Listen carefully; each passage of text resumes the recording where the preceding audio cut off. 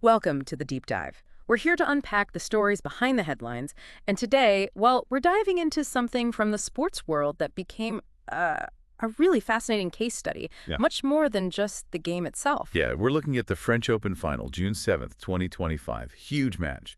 Coco Gauff gets her second Grand Slam title, and it was this dramatic comeback against the world number one at the time, Aryna Sabalenka. I mean, a massive win for Gauff, right? Absolutely, a huge career moment, a really significant achievement. But what's interesting, and what this deep dive is really about, is how the narrative shifted almost immediately away from Gauff's win and onto the post-match comments from Sabalenka.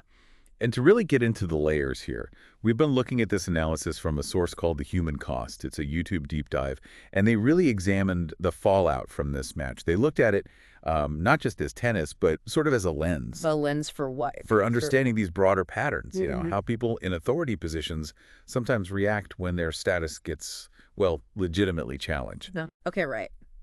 Let's jump into that then.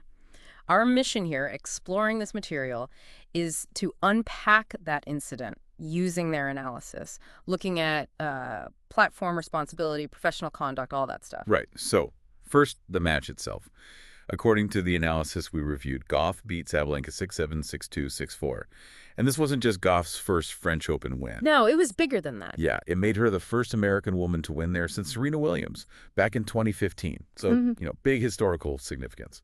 And the analysis really zeroes in on how Gauff won. It wasn't just framed as, oh, Sabalenka had a bad day. The deep dive highlighted Gauff's strategic changes during the match, her composure, making tactical adjustments, really neutralizing Sabalenka's power game, even with those difficult windy conditions. Yes, they really emphasized Gauff's resilience. The argument was she proved to be the tougher competitor mentally and physically on that specific day. Right. That really should have been the main story. But as the analysis explains, within minutes, literally minutes of the match ending, Sabalenka started, maybe intentionally, maybe not, reshaping that whole narrative. Exactly. It kicked off right there on court. Her interview, she called it the worst final I ever played. And, quickly mentioned the external conditions. But according to the Human Costs breakdown, it really ramped up in the press conference. Ah, okay. And this is where those comments that really sparked the debate came out. The video quotes Sabalenka talking about Gauff's winning shots, saying she hit the ball from the frame, but somehow magically the ball lands in the court. Magically, yeah. And she even apparently described the match itself as feeling like a joke. Wow. And then there was that really direct statement, which the analysis highlighted. I think she won the match not because she played incredible, just because I made all of those mistakes. Oof. And probably the most talked about comment, also quoted in the analysis, wasn't even about Gauff, was it? No, it was about Iga Świątek. Sabalenka reportedly said if Świątek had made the final instead, she would have gone out today and gotten the win. That's quite something to say after you just lost. It is. And what's fascinating is how the human cost analysis interprets all this. They frame it as like a systematic attempt to diminish Gauff's achievement, to basically minimize the competition itself. So arguing Gauff didn't win because she played better or smarter, but only because Sabalenka messed up. The analysis did note the high error count, around 70 unforced errors. Precisely. And the argument in the video is that these comments weren't just about the errors. They questioned Gauff's ability against top players overall. Yeah. Almost suggesting this win was, a fluke, a one-off against the world number one. And the analysis actually calls this whole thing a significant breach of professional conduct and a serious misuse of that world number one platform. Strong words. Yeah. And that word magical is something the human cost really digs into. Calling an opponent's success magical or just pure luck, it kind of strips away their agency, their skill. Right. It implies it wasn't earned, not through technique or strategy or holding your nerve under pressure. Exactly. And they also point out how Sabalenka framed her own performance. Okay, she acknowledged the 70 errors, but reportedly blamed emotions, the conditions, timing, basically anything but crediting Gauff's tactics or the pressure Gauff applied. So according to the analysis, she never really connected her mistakes to what Gauff was actually doing on the other side of the net. That's the interpretation presented, yes. No link made to Gauff's strategy forcing those errors. And that Świątek comment. How did the deep dive view that? They saw it as suggesting the result was just circumstantial.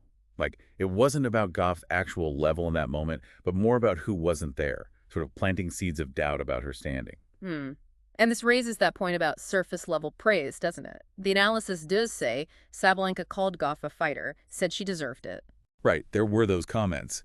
But the analysis highlights how they were sort of immediately qualified, immediately undermined by the explanations for why the win happened. It creates this, what they call plausible deniability. Oh, okay. Like, I said nice things, but while still taking away from the win. Gotcha.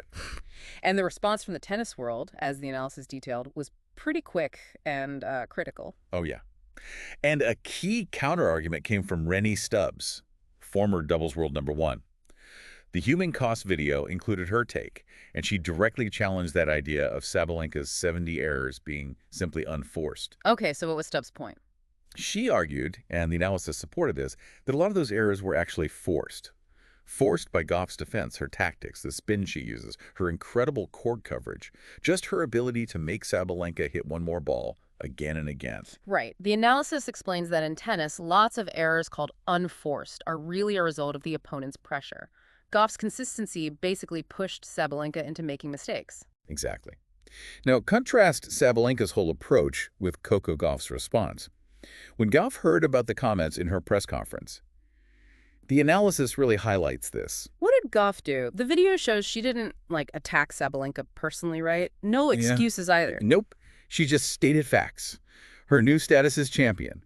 Pointed out she'd recently beaten Świątek, actually, in straight sets. Acknowledged Sabalenka's strong recent form, too. So respectful but firm. Very.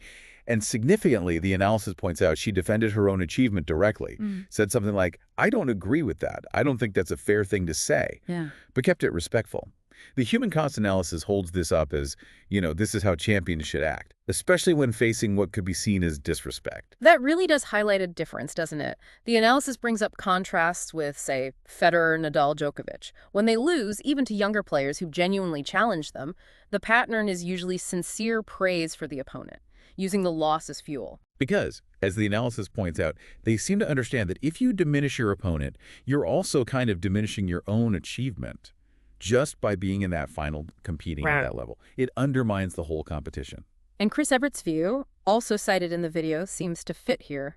She praised Gauff's championship qualities, the mental toughness, adapting tactics, raising her game. She described these as earned skills, not luck, not just mistakes from the other side. Exactly. So, pulling back a bit, the human cost analysis argues this isn't just, a one-off tennis drama. It reflects something bigger. Right. The analysis identifies this behavior as sort of indicative of how people in authority sometimes react, maybe unprofessionally, when their established position gets challenged by new talent. And they suggest you see this pattern elsewhere, too. Maybe corporate environments, academia, politics. The language can be similar. Attributing the challenger's success to luck, or external factors, or saying they couldn't handle the real test. And the analysis really hammers home this idea of platform responsibility. Being #1, whether it's in sport or business or whatever, means your words have weight. They shape how people see things, influence the media, even affect other competitors' confidence. And the human cost concludes that misusing that platform, it actually undermines the integrity of the whole system, sport in this case.